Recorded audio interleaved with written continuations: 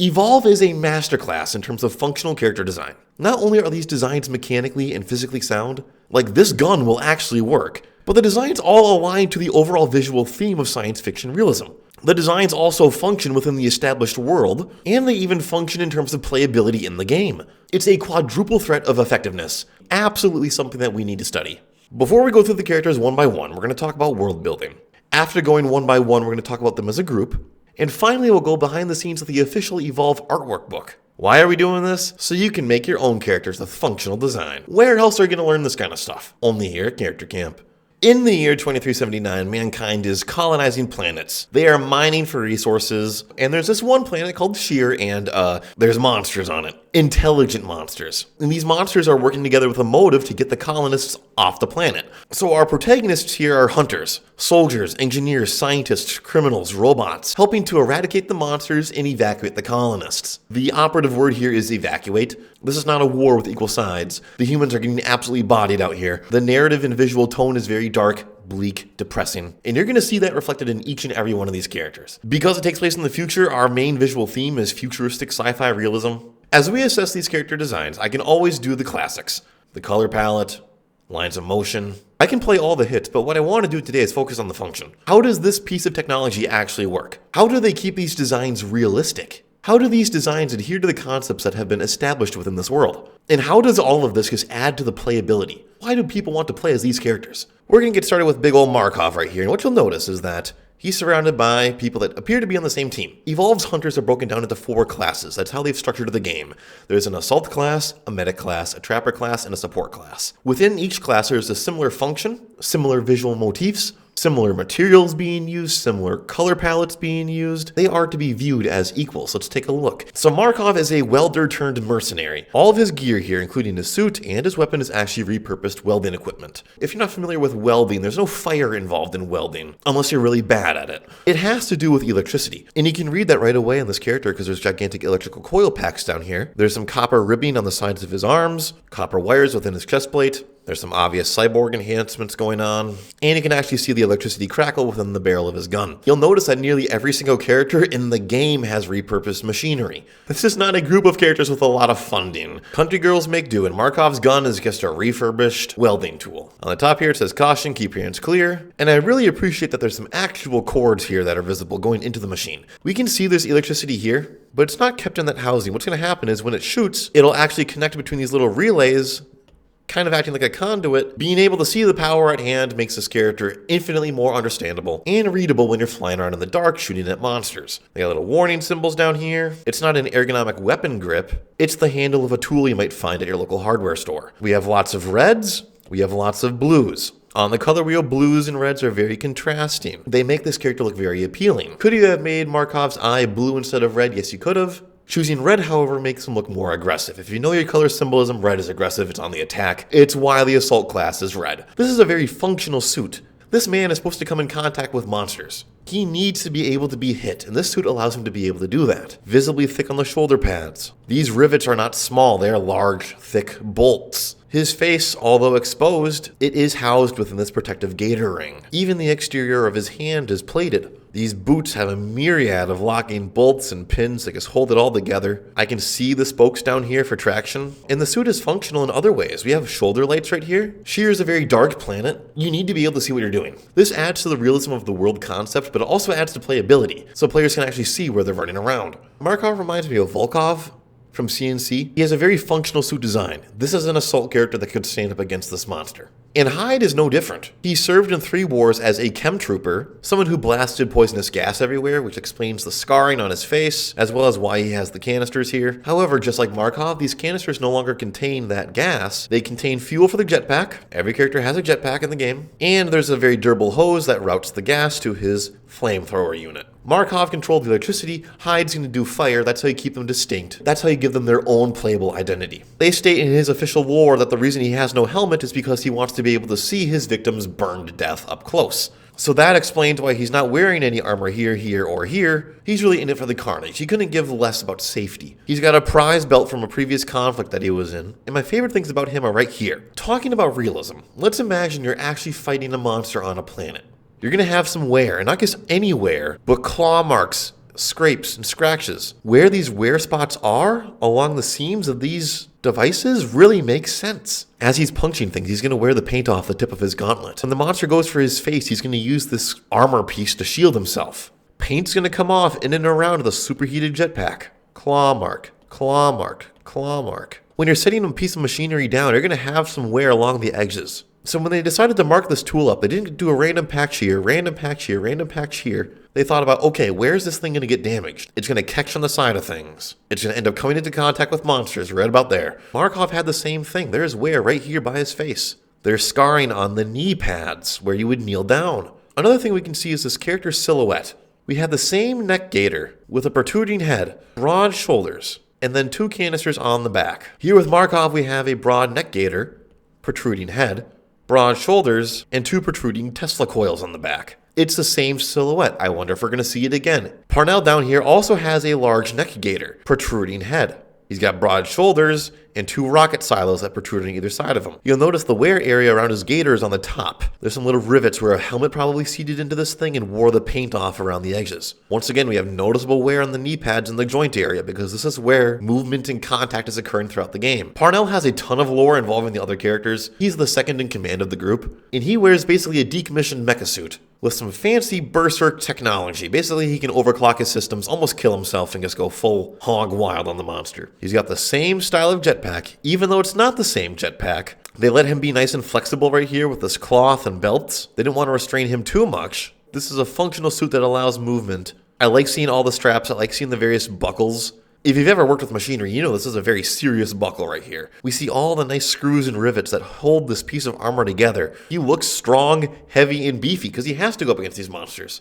He has to have a functional suit. He has to have a functional design. He's actually 8 feet tall, and they reason this size because he actually grew up on a planet that was high in gravity. And when you're in a high gravity environment, your bone density becomes higher, and therefore you grow larger. So even though this guy's a literal freak in the game, they explain that using in-world reasoning. That's fantastic. Parnell has the same light shoulder. There it is. There they are. All assaults have the light shoulder. Parnell wields a rocket launcher. Makes him very distinct from the other assault characters. Now, why do they include no helmets on any of these assault characters? We'll meet Lennox later, who actually does throw on a bit of a helmet, but you're going to figure out these guys have no helmet for a very specific reason. It's to make them relatable. Cover up the face of Hyde and he doesn't look that charismatic. Cover up the face of Markov and he doesn't look that intimidating. Cover up the face of Parnell and you literally have a soldier. We have to be able to see those faces if we want to establish an emotional connection, an emotional investment in the well-being of this character. I want to play as Parnell because that is Parnell. And Parnell has this cool ability and this cool tool. That is what adds appeal to characters. All 3 of these guys have very functional designs. Then we have Torvald. Torvald is our 4th assault, and the thing you'll notice first off is there's no red. Very sparse, if anywhere, really. Torvald was torn apart by a monster, and he basically put himself back together using some drones. He's got bare human and a machine. And because there's simply so much machinery, he looks like an assault character. But I don't understand why they didn't at least go with a little bit of red. Just a little bit of plating somewhere that was obviously red could have tied him in so much more. It's mainly black except for this big Iron Man core right here. This guy looks like a villain. He looks evil. He has lovely Nordic tattoos right here to commemorate his fallen friends. His face is nice and visible for us to see his lovely scarring. And he does have a neck gaiter with a protruding head, large shoulders, these 2 gigantic cannon things. So he is an assault, but not as strong as the others were. The patch job that he did is very apparent. This is not standard issue prosthetics at all. He kind of put this together with the help of his robot friends. It doesn't look even very durable. Like there's no hard, thick plating really anywhere here. We have exposed joints, wires. This thing looks like you could chuck a brick into it and blow it up. The reticle on the arm here is very nice, but these hands just don't look like they can take a beating. They look fragile, like a consumer-level robot. I think he's very cool, but he's not as functional as the other characters are. Another missed opportunity I see with Torvald is that his gear isn't sporterized. So sporterization is when a character modifies their own weapons and tools, according to their personality. So for example, we had Billy in Deadlock. He had broken bottles as the muzzles. He had paint all over the sides. It looked cool. In the real world, you have those pistol grip pictures. People in combat like to customize their gear. There is still art in conflict. Even in the world of Mad Max, they are very big on art. And in the lore, Torvald is this very Sigma, Ligma, Digma, Figma alpha male. He has clearly never read Meditations, but he still sees himself as a stoic. And I guess he wouldn't want to be very creative with his design, but I mean, he sporterized his own body when his comrades died. There's no way he could have added some flair to any of this, not even just like a little bit of fun symbolism or a color or something. I think the character would be much more exciting if they let him go creatively wild with this thing. I mean, he built this himself. He clearly is creative, but he's not creative enough to make the design fun. And he's not serious enough to make the design terribly functional either. He easily has the weakest design out of all the assaults. My favorite thing, bar none, about Torvald is his texturing. People who are injured have scars, and so many video games just go over this critical detail. He is a cyborg who was heavily mutilated. He should look like that. Good job, Robin. Very realistic, very functional. But I think this character could be so much more cool if he had a little bit more of a flair. This is my personal opinion. It's probably not yours. What do you think about Torvald? Finally, we have Lennox, and she's a master engineer. Neck gaiter, protruding head, big shoulders. These look like radiators or intercoolers here. Lennox actually has sporterized her suit. She calls it the Thunder Child. It's very sleek and well made, but it still has wear points. Knee pads, right here on the edges of the design. The paint seems to have come off here kind of evenly to make these lines. Also, if I'm a monster, I'm definitely munching down right about here, so I think there should be some huge bite marks or teeth marks, or I don't know. Lennox and Torvald are both DLC characters, so whether the same original team that worked on the first three worked on these guys, I don't know. There's some nice vents right here that help disperse heat from this mechanized suit. We've got hydraulics, brace bars. Right here we actually have a belt guide for the munitions. That's kind of cool to see. And the perforations on a machine gun here actually make it look like a machine gun. Why the muzzles like flare out like this, I have no idea. Why do they come out to make a bell shape like a musical instrument would? I don't know. I do enjoy the feet here not being like renditions of human feet. They're just solid robot feet, and that's okay when you're in a robot suit. Her little power armor she has here is very clean looking. It's very well made. She is an engineer. They claim she made this in 3 days, and that's cap, but whatever. It also has very friendly shape language. We see circles, smooth lines all along the top, probably some kind of absorber or secondary brace. But all these circles make it look friendly. I was and am curious because these hands appear to be completely mechanical. So why did she choose to make a human hand that controls the gun? Why didn't she just have it be gun hand? And after thinking about it for a few minutes, I realized this makes the Thunderchild suit very human-like, very relatable. Because honestly, Lennox is an afterthought. Nobody cares about her. She wears the helmet anyways in battle. This suit is what they see. This is functionally what Lennox is. So the designers choosing to go human hand and human hand, that's more appealing. That gives me more buy-in. As a group, all the assaults have the same silhouette. So no matter who you're playing, or no matter who you're playing with, you're going to be able to go around and say, oh, there's the assault character. They're doing their assault stuff over there. All of these suits look like they could withstand a monster.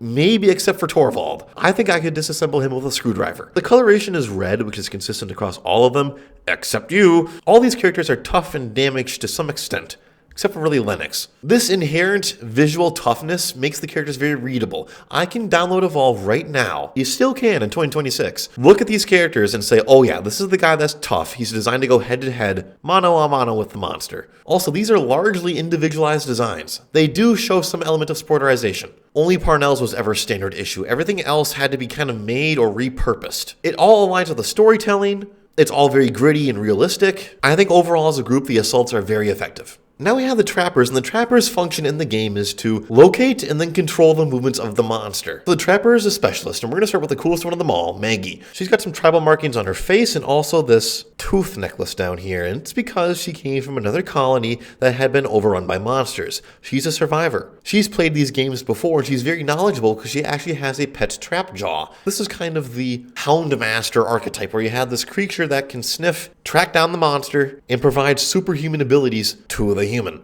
She also has this very interesting African ring gauntlet, and I think that's very cool. No armor on these guys. If these guys are in front of the monster, they're doing something wrong. They are designed to keep the monster under control, and never at any point should the monster be able to come upon them and take a bite. The lack of armor anywhere on here shows that she's weak, and in the game, this is how they actually are played. They're squishier, they're softer, but they are more down to earth. They have tools and ways to understand the environment. So they need to be a little bit more primal. They need to be a little bit more grounded. So the material changes drastically. We have a lot of leather now. A cloth shirt. Basic backpacking belts. rollerblading knee pads. They still show wear, but they are smaller, they are more restrained, they are not as durable as the assault classes are. Lots of bandages, little work gloves. Even the firearm is small and puny. There's perforations on the barrel, a clearly defined stock, and a clip magazine. It looks like a firearm we have on Earth. Daisy, I think, is very cool. It's a fun little quadruped that kids will love, but it doesn't look like a cute quadruped that you would see in other games. I'm highly critical on this. I hate characters that exist solely to be cute. Just cute little fan service characters, and I really appreciate that Daisy is not a fan service character. Brother, that's an ugly face.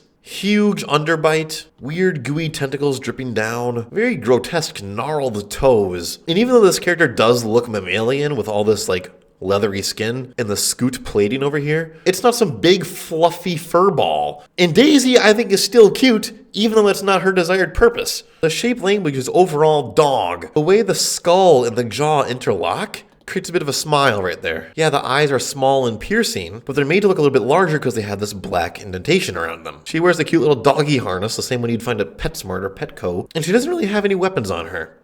She has tool location tools for tracking, and she gets her own nice little flashlight. She's a little chunky. She has these large like parts of her that are just straight up round. So she's not fluffy, but she is round and fat and chunky and kind of enjoyable in that way. I think if you're going to do a cute character, this is a really good way to do it, because it fits into the gritty realism we have in the game. It fits into the alien world building, and the whole using a dog to track down a monster is a very internationally, culturally accepted idea. We see, oh, a tracker that has a dog. I know where this is going. This is a very readable character. I love Daisy and Maggie.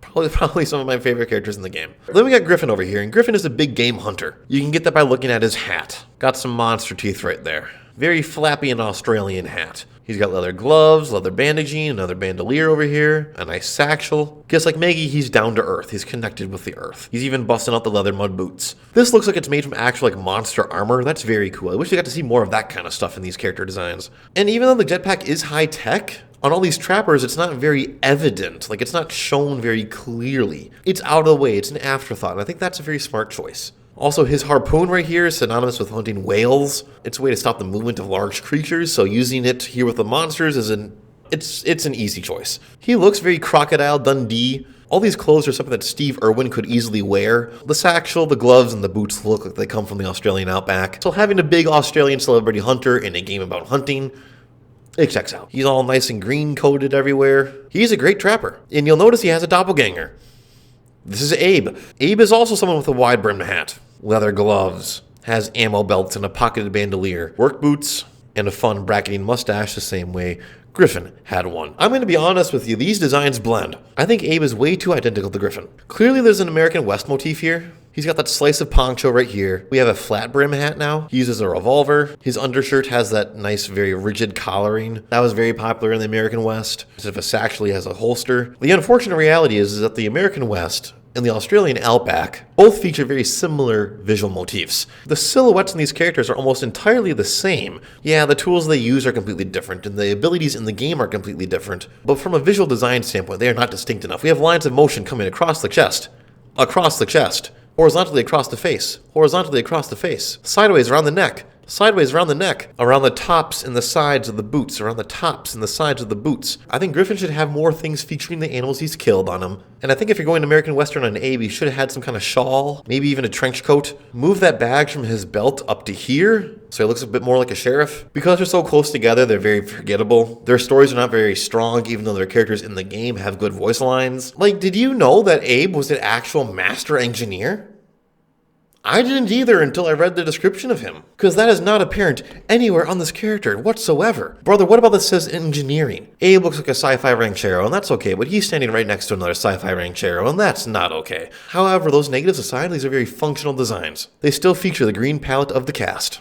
There's still lots of wear apparent on these characters. Lots of scoring here on the armor all over the place. The weapons have good wear on those wear points. I like how there's two handles. He could choose to hold it here. He could choose to hold it here. The bandolier is nice and functional. I mean, you're going to need more bullets, and you're going to need to have them out in the open, not in a magazine when you're using a revolver. These little grommets right here on the belt tell me that you can actually adjust where these pouches are located. That's very nice. These guys are more connected to the environment than others. They're more down to earth. or down to sheer, I should say. It's a great thing that they don't have any armor and their tech is kept out of sight for the most part. Now for a trapper that's really cool. Looking at Crow for a few seconds, I think you can tell, if you know anything about world cultures, that Crow is based off of Mongolian eagle hunters. Crow is a retired surveyor. He's a hermit that's homesteading on Sheer. He's very much into that tactical survival where he uses this nice camo. He sporterized his jetpack with it. And then also up here, he's wearing actually a blitz leopard, one of the in-game wildlife. So you can actually see where he's killed this animal and worn it as a literal coat. And then of course he has his bat ray Gobi right here.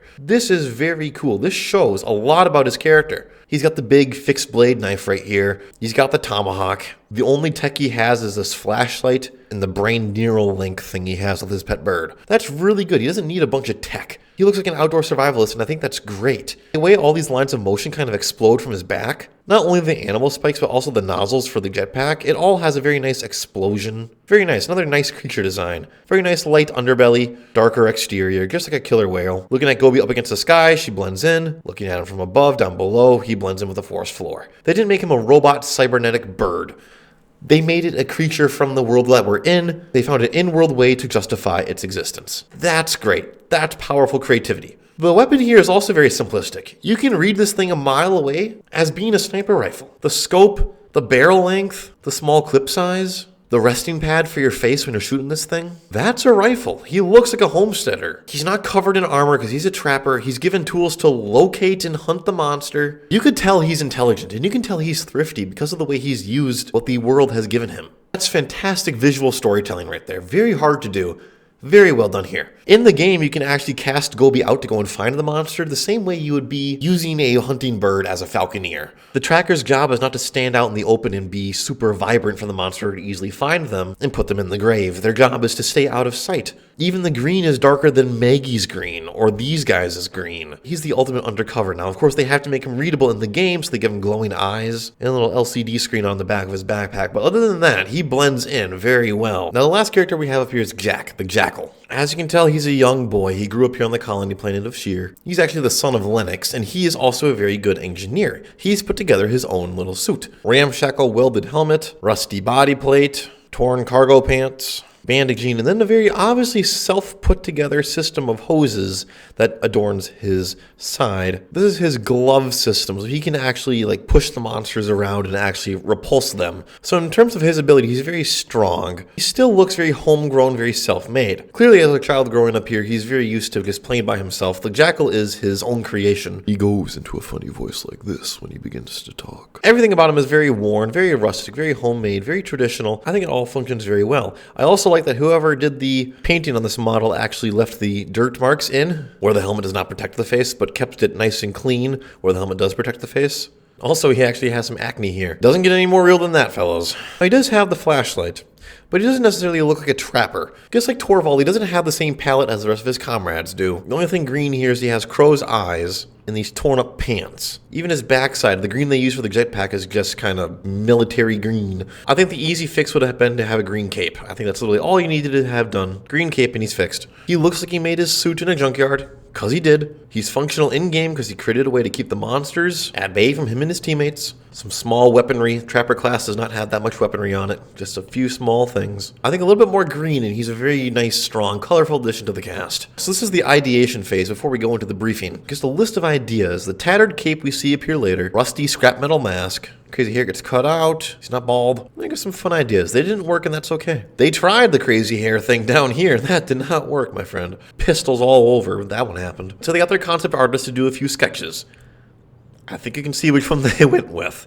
But these are very good, right? They completely eliminated the whole wild hair and wild fur ideas. All of those ideas never made it. Each one of these is a very pirate style, like bandolier for pistols. At the end, they decided not to have that. They went more Western. 1, 2, 3, 4 holsters for his quad pistol arrangement. They could have added a repulsor gun, but that's not as fun as having repulsor hands, which makes the character more approachable. Kind of like a real superhero, if they're going for the whole fake superhero vibe. Jackal looks like he came from this planet all messed up, ragtag put together. That aligns with our story. That still allows him to give his function. If only the cape was green, right? Pretty interesting ideation phase we have over here, but that's not untypical. Something like this requires a lot of artists to work together. The concept artist is on board. The art directors are on board. Some people were clearly having fun sketching this character. And the final pass off to the modeling team looks really good. Now for the medic group of hunters. This here is Val, and her design kind of gives away what the overall body and shape language of the medic class is going to be. She falls within the sniper archetype, and for good reason. The people who are healing the team should not be anywhere near the monster. As such, they don't need any armor. Look at their clothing. It still has the gaiter. There's still a bandolier, shoulder pads, gauntlets, and even some satchels, but it's very sparse. The clothing brings you right down to the skin. The body shape of each of these characters is actually visible. And not just the females. The robots. The bugmen. The men. There's nothing that's concealing about these characters. Everything is out in the open. Everything is very clean and polished. The medic class is literally adorned with the healing cross on all parts of the character. 1, 2, 3, 4, 5 points of visual contact. I'm no aeronautical engineer, but for whatever reason, each one of these medic characters has a dragonfly-looking set of 4 folding wings. Here's my little quick rendition of a dragonfly. You'll notice that the dragonfly is very sleek. Those 4 wings and the sleekness really add to these characters. At the end of each one of these little wings, there's a glowing light, which helps her be understood more easily when she's out and about. If I had this character here and I have 1, 2, 3, 4, I know that's going to be my medic character. The color white nods to angelicism and healing. Think of all the healers you've had in other games. They're all white. She's got her little healing pistol right here. According to the lore, Jack likes looking right about here. This design is functional because it conveys fragility. The medic is not a physically strong link in the team. The monster is going to bite her in half like a Sour Patch Kid because she's not wearing any armor. Even her boots seem to be quite thin. Look at this. Actually, if she had had hexagons down here instead of octagons, we would have had more bug motif in this character, but oh well, I digress. The strength of the medic class is that it can heal the others, not that it can go and fight. So making the healing part abundantly clear, all they really needed to do. Now, I really enjoy the sniper being here. That's also functional weapon choice because, like I said, you're not going to want to be anywhere near the monster when you're the medic. She's not just an angel with a shotgun, she's a long-distance sniper that can heal her team from behind. Layers of functionality here. Kyra, she's here to study the monsters and try and figure out their origin. And I think that is one of the strongest motives in the entire game. She said, I'm going out there, I'm getting it done. That makes her an active hero. She drives the plot. This is enjoyable. Slim, curvy design. Cross. There's going to be a cross on the other side. She's got a knife and a bandolier and a bit more stuff going on up here because she's got all these different napalm grenades and healing grenades and stuff. But beyond that, it's just a healer in a collared shirt. We have a head protruding and we have the 4 dragonfly wings. Very good. I like the gun a lot, not only because you can read based on the coloration whether there's napalm charges or healing charges in there, but you can also see clearly what's inside there. There are 3 things going in there, each shaped about this size. I wonder if these things have anything to do with this weapon right there. It makes her a bit more understandable, adds to the functionality. This weapon also has a lot of wear down here in the stock. As she runs, this is going to be rubbing against the bag, against her elbow pad, and against the side of her body. You'll notice there's no damage done to the end of her weapon because she's not shoving it into the monster's face. So when the monsters are running around, they're going to see a very dark section and a very light section. It's her upper torso and her lower torso. Also based on whether I'm seeing the wings or I'm seeing her body, that's how I can tell where she's facing, where she's moving. The big dub is that this little accent right here on the weapon matches the accents that are on her wings. Nice, sleek, circular, friendly, medic shape language. Lazarus is a little scarier than the other 2. Yeah, he still has the wings, but they're arranged in a different pattern, which is interesting. Kind of looks like a mummified Walter White. Lazarus is a biblical figure that was resurrected from the dead in the Bible, so that explains his pale tone, and that kind of gives him a functional reason to look the way he does.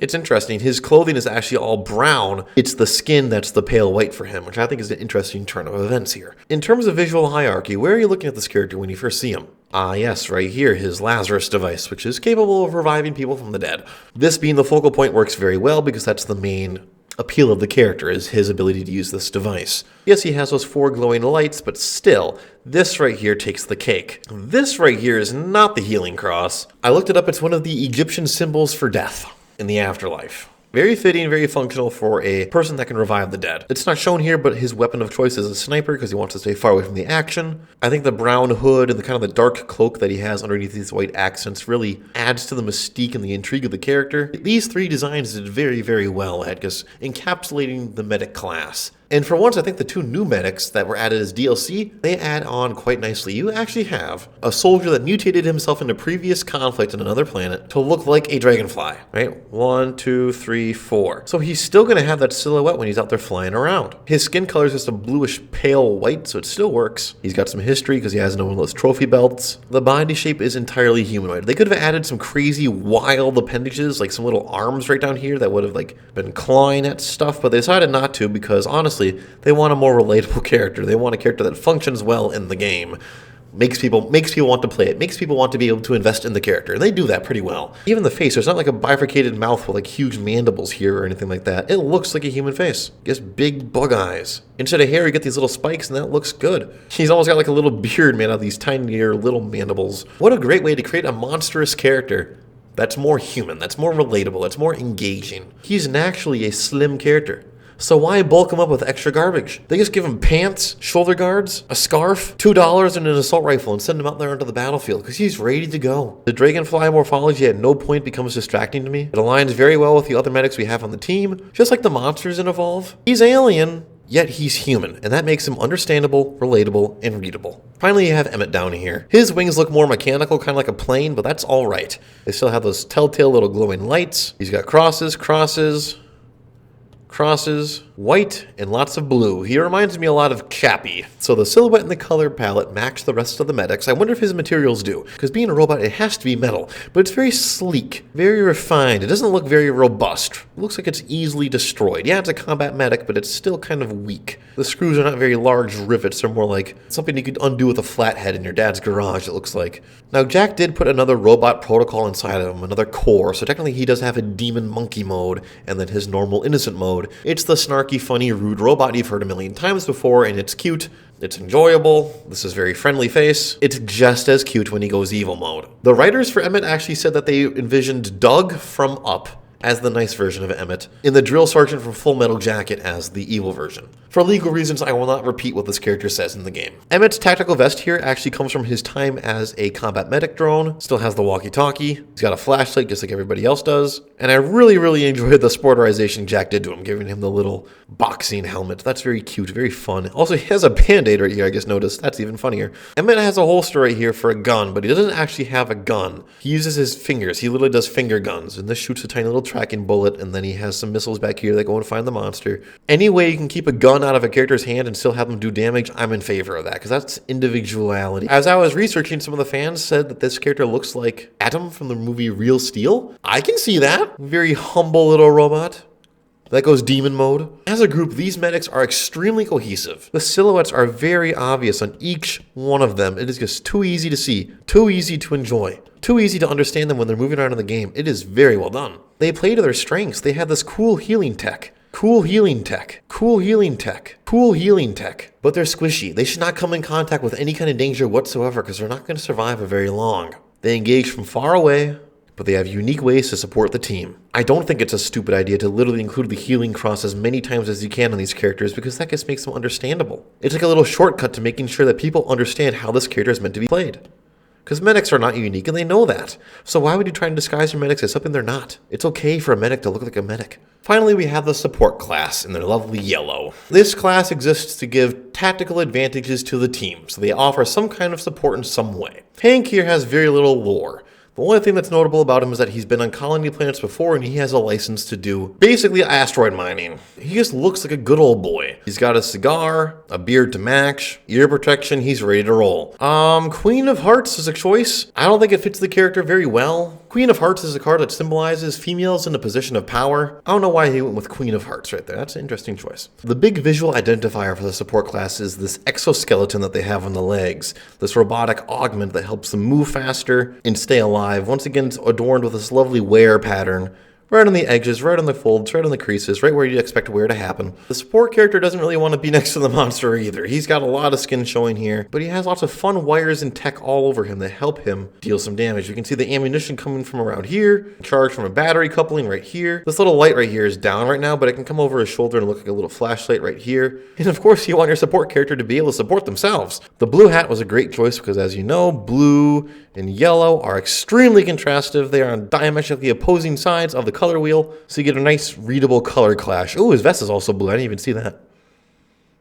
Holy zipper, dude. Look at the size of this thing. Another fun support character here is Bucket. Just like Emmett, he's a snarky, murderous robot. He has a visual skull motif right here on his face. That's pretty interesting. All these interesting lines of wear. Another thing that these lines of wear do for you is they actually help you define the shape of this character. I mean, if he was all yellow, you wouldn't really know where the body lines are on this character. Yeah, there's just kind of a bunch of yellow stuff in there. But when you follow these lines of worn off paint, they actually tell you, here's one face of his body. Here's another face of his body. It's kind of like a little readability hack, and I really enjoy that there's a ton of wear up here.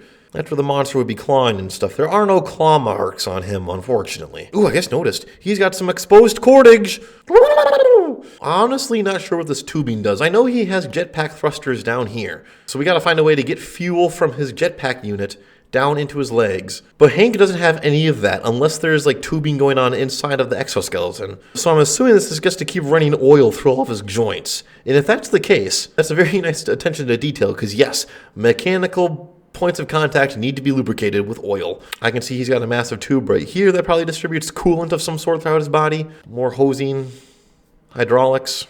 His missile launcher is really, really bare bones. If you've ever seen an actual missile launcher, they kind of look like this. You can see the loading mechanism actually load this shell into the firing chamber. This thing moves up and down, and you can actually see that when he's firing. That's really cool. The little turret sentries he has are very cute, however. Right here they have two little jets for them to kind of stay afloat. So when here's the ammunition they need to fire. This, I think, is a motion sensor or a monster sensor or some kind of thing. Well, then what is this eye up here? I don't know, beats me. All I see right here is a really happy face. This right here is actually peak character design. At first, when I was looking at Bucket, I was like, wait a minute, this guy is like all yellow. There's no variation in yellow until you get to his legs. But I think that's overall okay because it's torn up enough to where there's some striation or some variation in the colors. Even though the hand has 3 fingers, it's still a humanoid design. We can relate to this. Cabot here is the head honcho. He's the ringleader of the entire group. He's one of the best planet tamers in history, and he's wearing his dad's air agency bomber jacket. It's a shame he's not some kind of pilot or has something to do with aerial control because this is a aviator's bomber jacket. It'll be pretty cool to see like something to that effect take place within this character, but otherwise I guess play it safe. He's got the thrusters here, here, and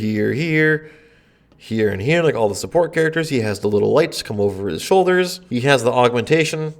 That's all. The focal point on this character is the face. You're supposed to want to really care about that face. It's well made. It reads well. I think this is supposed to be a scar right here, but it doesn't look apparent enough. Honestly, if this doesn't excite you, nothing about this character will, because he is just a big guy with a big long gun, with the same stuff as the other support characters have, just a little less spunk. Yeah, he looks very clean, polished, and even a little regal given his undershirt here. But I mean, come on, man. You're competing with a robot, someone you'd want to have a beer with, an actual pilot who's an engineer, and a mad scientist. So Cabot is quite visually weak. He's very slim, he's very proper. Everything on him makes sense. Just doesn't look tough. He doesn't even really look like the team leader. It looks like he's been sitting back doing desk work while Hank and Bucket tear things up on the battlefield. He's just like borrowing somebody's suit for the day to come join everybody. I get the sentiment behind him using his father's coat, but it doesn't inspire anything out of me, the audience, and probably nothing out of the player either. It's just, yeah, this is one of the characters of all time. Kind of a letdown for a guy who's supposed to be the leader. Sunny is an actual ace pilot. She's worked with Abe and Parnell before. She's always positive and actually sunny. She drives the narrative through these discussions she has with the other cast members. She has this cute little robot she has over here that projects a shield onto other characters. For Sunny, you can get an actual in-depth look at some of their earlier production images. Here we have her high poly model right before she gets painted. You can see the intricacy of the exosuit best from this angle. Got hydraulics. This little rail right here has these notches in it so that we can be kind of adjusted up and down on these grips. When they do her final pass at the end, she's actually going to get this cool actual mechanical vertebrae, and it looks like it even has like implants into her spine. I know these are just pads, but they look like implants, don't they? She also has these cool shoulder augments, which are very nice. They're really going to take her from 0 to hero just by adding some extra gear on her. So the final texturing results in all of this, and it's very, very, very noisy. But the detail is good. This is the support character after all. We get hoses, Picatinny rails. Wear spots make sense again here. They're on the corners of each box. There's even some like soot and oil and grease accumulating in these divots. And the final result is a very gritty, strong character. Bringing out the tattoos is a nice choice. Not sure what the star represents for her. Big shotgun-looking gun. It's actually a mini nuke launcher. The texturing on the dreads was great. I like how this robotic arm can detach from her actual arm and give her some autonomy. It shows that this robotic arm is not a part of her, it's rather a tool that she uses. Shout out to the artists that worked on this. So yeah, all these augments give her so many functions, but they don't distract us from who she actually is. She's Sunny, not a suit of armor. That there is true function. Finally, you have Kala, and Kala is a leading scientist on the monsters. She injected herself with some monster DNA and is really feeling it. Naturally, because she's part monster, she's unpopular amongst the group. They hate her. She just kind of feels rejected, and she feels like she's actually a nobody. And she says that. She says, I'm a nobody. Because at first when I was thinking about it, I was like, you injected yourself with a monster, and this is all we get. A little blue hand and a hidden eye under a cloak. But if she really is ashamed of it, she wouldn't want to show all of that. So I think it does make sense for her to kind of be veiled up. Her name, Kala, I believe, is Pakistani. She looks Pakistani. Even gets some nice ceremonial garb down here. In terms of augments, she gets the basics. She gets the exoskeleton feet. Not much up here because clearly she's already augmented herself to the moon and back. So this Kraken tech allows her to shoot the Kraken mines. She does actually use this as her firearm in the game, which is great because I've seen some monster characters that just use an assault rifle before, and that makes me sad. Like we said with Hank, blue and yellow is very contrasting, very nice colors to choose. Another fun thing I enjoy is that her teleport pads down here actually use some Wraith technology. The Wraith is the monster that can teleport, so it makes sense that her teleport pads, created by the mad scientist, allow people to teleport like the Wraith does. Evolve died too early, because eventually Kala becomes the main antagonist of the entire game. She goes turbo nutty and injects herself with all kinds of monster DNA. There actually is a model and full plan to make this cool super monster, but that never happened. She's not ostentatious at all. She blends into the background, but she wants to do that. There's nothing particularly exciting about her because, well, narratively at some point somebody was going to inject themselves with the monster stuff. And once you discover that, you discover her entire character.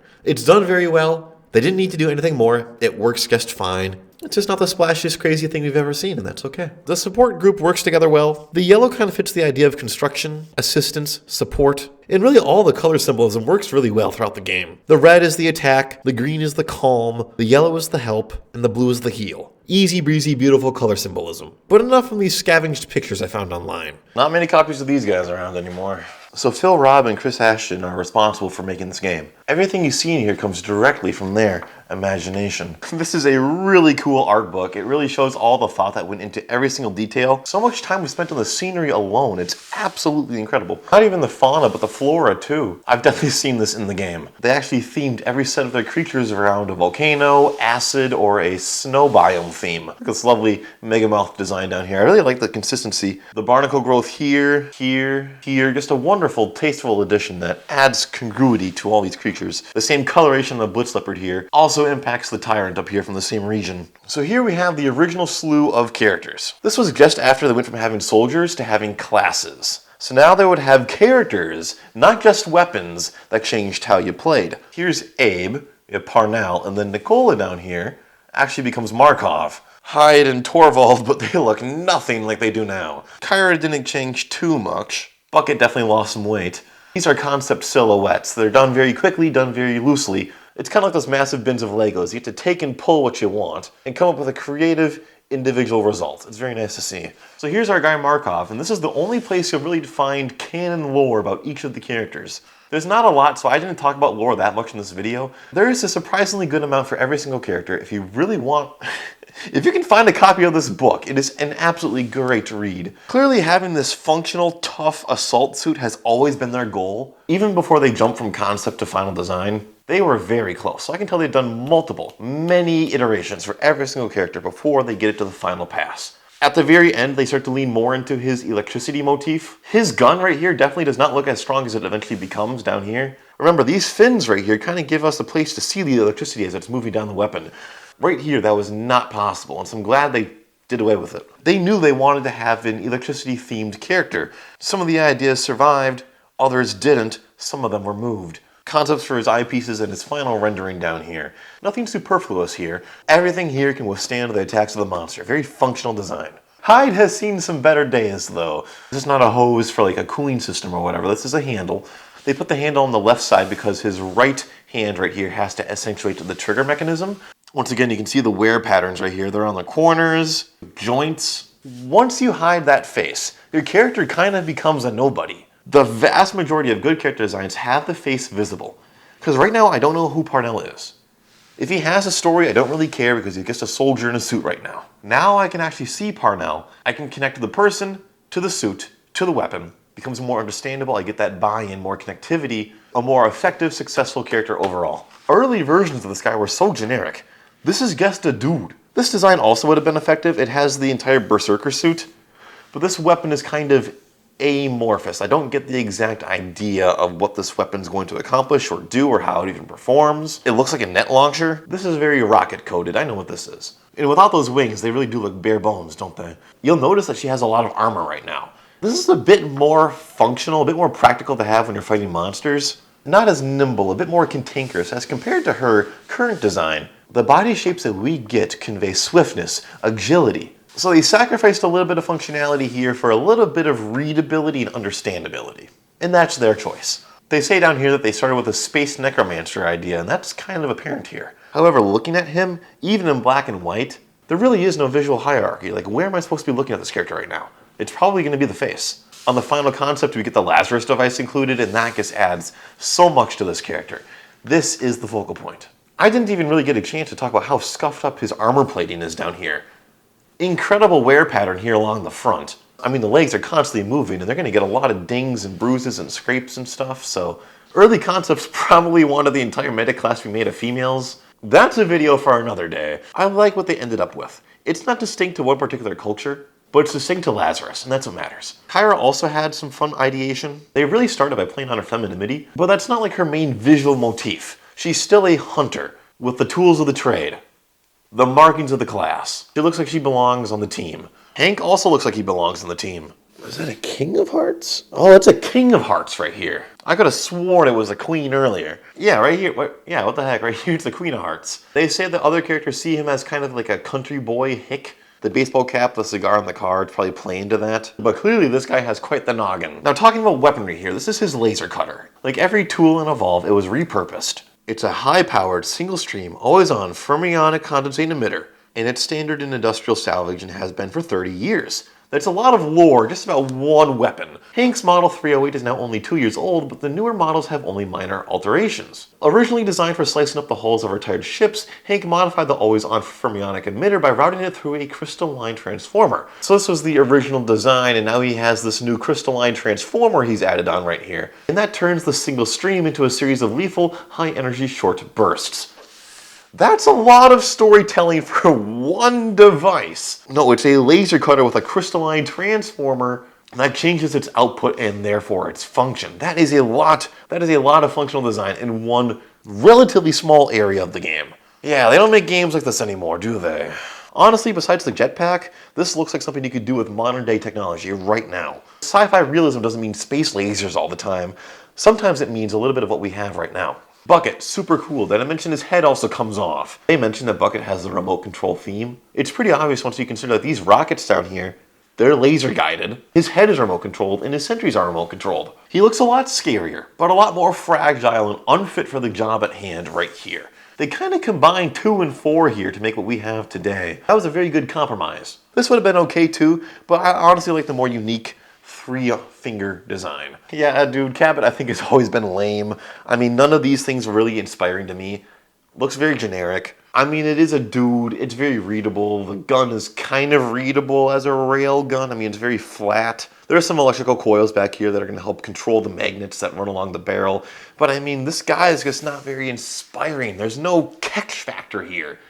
The rule of cool is a thing. You do need to have cool characters to some degree. Maggie's very cool. Let's just go to her right away. Originally, she was going to be much more tribal, lots of chains. But that kind of makes Daisy seem like she doesn't want to be there. These guys love each other. You get that a lot more once she's equipped Daisy with all these cool pieces of tech. And Daisy always stays by her side. So the character relationships are better here than they were over here. We used the leather material. There's not a lot of armor. They wanted this whole mountain man motif, right? Kind of the guy who's been around the planet for long enough.